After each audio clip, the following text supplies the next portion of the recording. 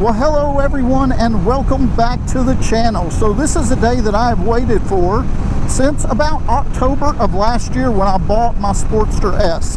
Eric and I are just a few miles away from the tail of the dragon, so stick around.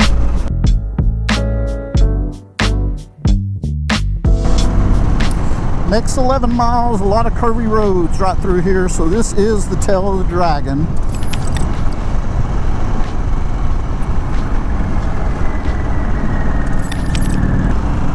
So I'm hoping with this ride we're going to get a very good idea of how the Sportster S handles. Now if you've watched my channel for any amount of time, I've said this on numerous occasions, I'll say it again today, I am not a fast rider. I'm not an aggressive rider either. So even though we're going to be on a very fast and nimble motorcycle on a lot of these twisties, you're not going to see me going fast, and that's just because I don't want to get in any type of trouble. I'm also going to be leaving the motorcycle in road mode. I'm not going to put it in sport mode. Some of these twists and turns are just a little too tight for sport mode, at least in my opinion.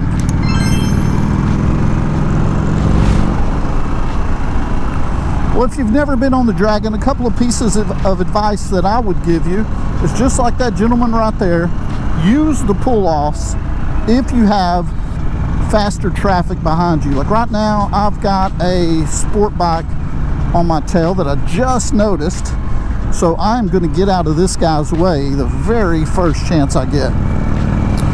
I want him to have a good ride.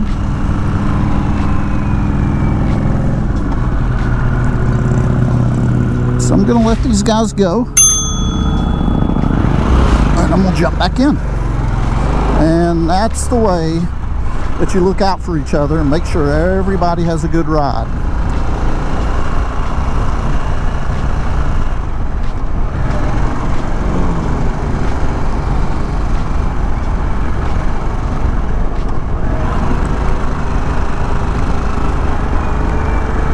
Because you know that guy up there on the sport bike just wants to cut loose and go. I don't blame him.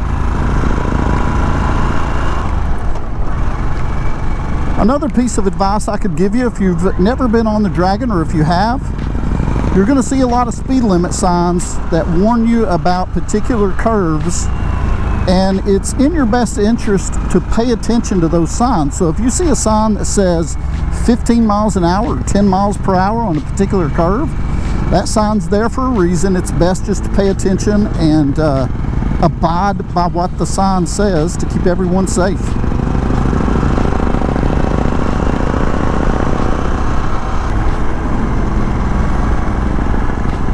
Now this is pretty cool. There should be a lot of people, there's usually a lot of people over here on the overlook and that type of thing. Yeah.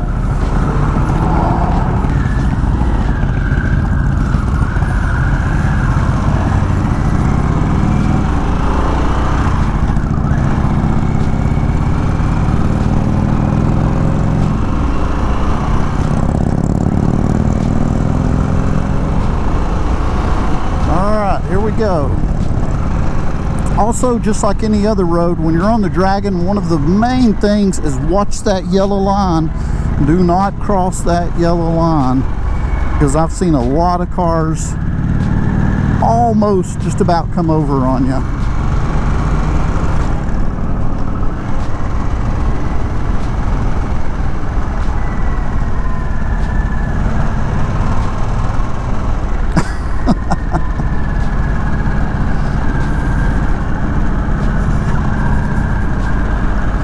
Guy just pulled out in front of Eric.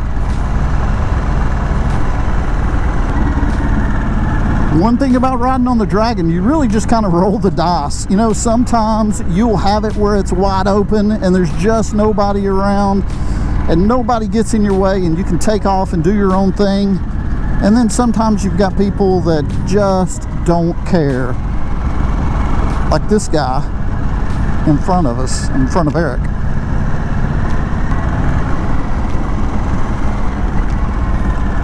Sharp hairpin right here. Man, this bike just handles those things effortlessly. It really does.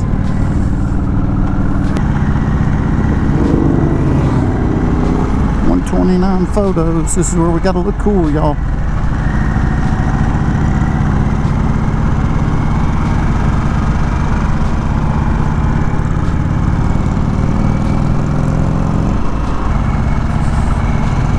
Well, so far, Eric and I, we've been on the road for probably about 2 hours, and you know, I've been really comfortable. I was thinking, you know, I normally ride on a street glide, and so I was thinking, man, this is going to be a very uncomfortable ride, but it has not been bad at all. With a combination of the sundowner seat and this little windshield to keep some of the wind off of me when we're on the freeway, going at freeway speeds.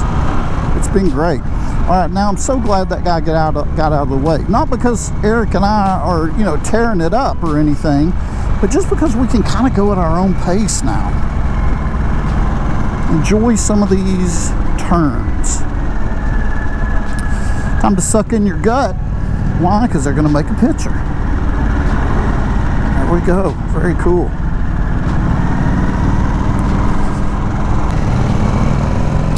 Now, I've heard people say on more than one occasion that the tail of the Dragon is absolutely overrated. And you know what? I tend to agree. I really believe the Dragon is overrated when it comes to other twisties and some of the beautiful roads that we have in Tennessee or in the Tennessee area. But this is one of those roads that you've got to come, you've got to get the t-shirt, you know, check it off your bucket list, that type of thing. Oh man, wow, those are some beautiful cars.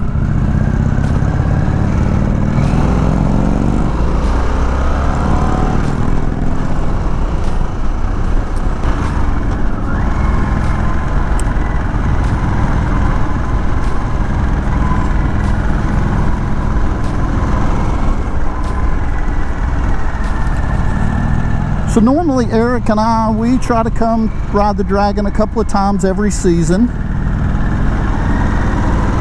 And this is probably, what, the fourth, maybe the fifth motorcycle that I've had, that I've brought out here. And every time you bring a different motorcycle out on the Dragon, it's a different experience. Just feeling how the motorcycle handles and turns and leans and acceleration and that type of thing. Every time it's a different experience. But man, this motorcycle is a lot of fun in these little twisties. You just don't feel the weight of like a heavy bagger kind of that you've got to maneuver, you know? If you ride one of those, you know exactly what I'm talking about. You really feel that weight from time to time, especially at slow speeds, at slow turns, and even at the slower speeds. Man, this Sportster S just hugs the road, and very easy to maneuver. Very easy to maneuver.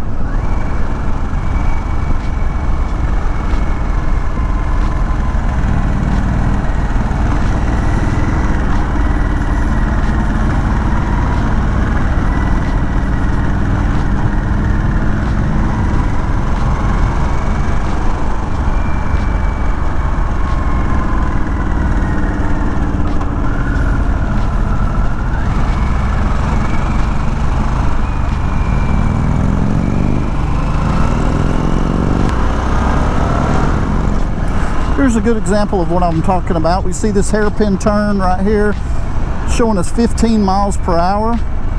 It's just a good idea to abide by those type of things. I mean, you never know what you're going to see around the turn. And it's good just to take your time if possible. Ride your own ride.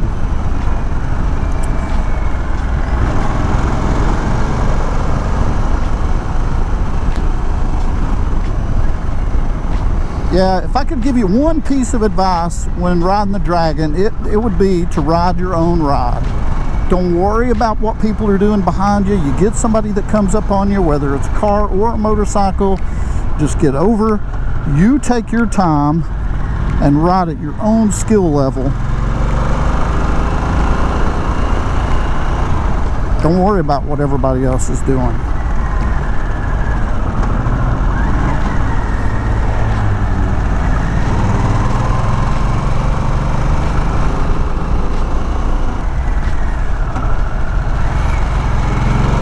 I apologize for my lack of conversation, but there is a high degree of difficulty sometimes on parts of these roads. Man, I just want to pay attention. Have a good, safe ride.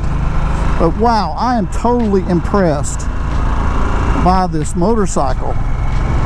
So light and nimble through the turns here. I mean, we know the Sportster S has the acceleration. It's got the horsepower. And the straightaways it can take off. But how's it do in the turns like this? So far, exceptional.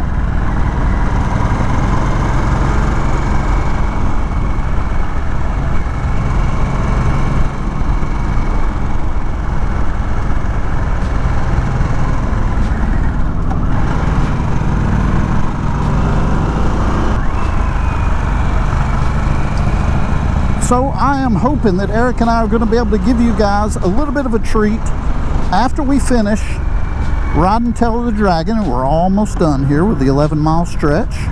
We are going to ride over to the Cherahalla Skyway and ride that one. Now, if you know anything, if you've watched my channel for any amount of time, you know the Skyway is my favorite road to ride. So I am really looking forward to that one. Well, I'll tell you what, guys, if you've ever been able to take your Sportster S out on some crazy twisties like this, let me know in the comments below. How do you think the motorcycle handled? Were you impressed? Were you not? Let me know what you think.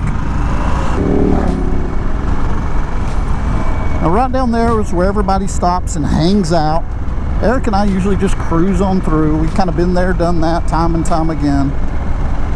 And so we're just I think we're gonna stop down here and grab some lunch. Well, I'll tell you what, guys, I appreciate you hanging in there with me for the 11-mile stretch of the Tail of the Dragon. I appreciate your time very much. If you would, please give this video a thumbs up. And if you're not subscribed to the channel, why don't you take a look at some of the videos I have, and if you enjoy the content that I've got out there, hit that subscribe button. I would very much appreciate that. I hope you guys have an excellent day, and we'll talk to you again soon.